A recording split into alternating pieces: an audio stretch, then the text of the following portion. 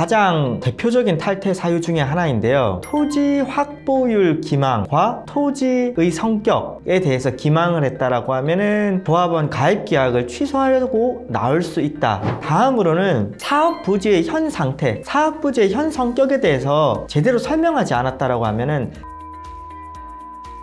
될 수 있습니다.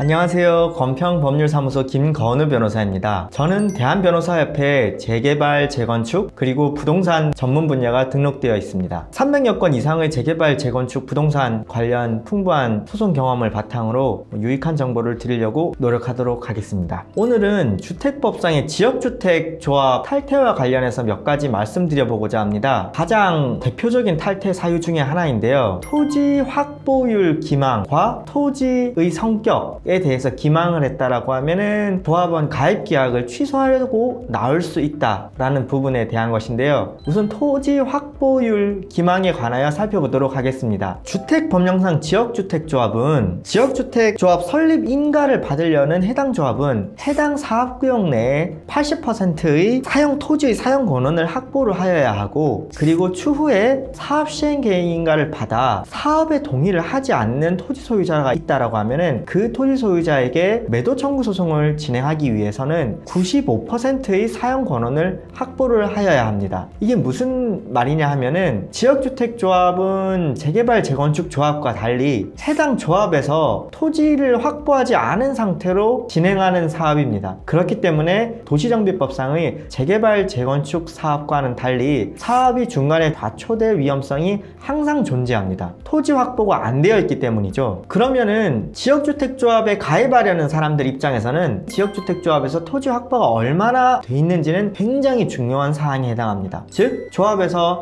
우리 사업구역은 50% 토지가 확보됐어요, 70% 토지가 확보됐어요, 이렇게 조합에서 얘기하는 걸 듣고 여기는 토지가 70% 정도가 확보가 돼 있다라고 얘기하고 있으니까 조금만 더 노력하면은 조합 설립인가도 받을 수 있고, 추후에 몇몇 이 사업에 부동의하는 사람들이 있더라도 95%까지 금방 채워서 매도 청구 소송이 가능하겠구나 라는 판단하에 지역주택조합을 가입하게 됩니다. 하지만 최초 조합에서 조합원 가입 계약을 할 때 여기는 사업 동의율이 70%에 60%예요 라고 그 얘기를 설명을 했던 것과 달리 가입을 하고 나서 살펴보니 조합에서 확보한 토지 확보 비율이 30%에 불과했다면 이 사업이 진행이 될지 안 될지도 미지수고, 그 조합원은 30%인 줄 알았다면 그 조합원 가입 계약을 하지 않았을 것으로 보입니다. 따라서 지역주택조합이 조합원들과 지역주택조합 가입 계약을 할 때 조합에서 실제 확보한 토지의 사용 권한 및 소유권 확보 비율에 대해서 다르게 고지를 했다라고 하면은 이 고지는 굉장히 조합원 가입 계약을 함에 있어서 할지 말지를 결정하는 중요한 요소이기 때문에 이 거래상 중요 사항을 허위 고지한 경우에 해당하여 조합원들은 지역주택 가입 계약을 기망을 당했다는 이유로 취소를 하거나 또는 조합을 상대로 불법행위 책임에 기한 손해배상 청구를 하실 수가 있습니다. 이런 방식으로 지역주택조합을 탈퇴하는 것이 가능합니다.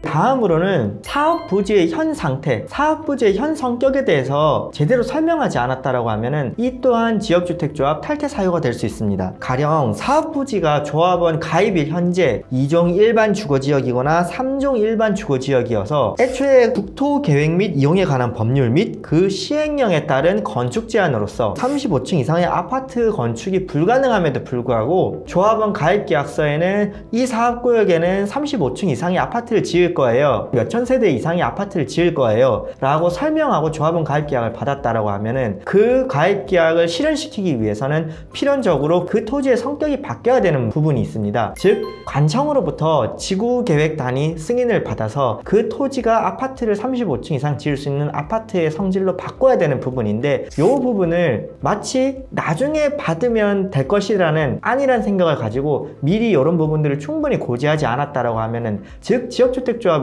조합원들이 조합원 가입 계약을 할 때 아직은 이 토지의 성격이 35층 이상을 아파트를 지을 수 있는 땅은 아니지만 우리가 곧장 지구 단위 계획 신청도 하고 등등 해서 이 땅을 아파트 지을 수 있는 땅의 성격으로 바꿀 거예요 라고 설명을 해주지 않았다라고 하면은 이 부분 또한 조합원 가입 계약에 있어서 중요 사실에 대한 허위 고지가 되어 기망 취소하거나 또는 지역주택조합을 상대로 불법행위 책임에 기한 손해배상 청구를 통하여 조합원 가입 계약을 취소시키거나 해지하고 탈퇴할 수 있다고 할 것입니다. 다만 설명 의무를 지금 보셨던 것과 같이 토지 확보율에 대해서 기망하거나 또는 토지의 성격에 대하여 토지의 현재 상황, 가입일 현재 상황에 대해서 충분히 기망을 당하셨다라고 생각이 되시는 분은 마냥 소송을 진행한다라고 해서 법원이 우리의 말을 들어주는 것이 아니고, 법원은 원칙적으로 문제 있다라고 주장하는 쪽에서 도대체 뭐가 문제인지를 증명해야 되기 때문에 그 기망이라는 부분을 증명하기 위한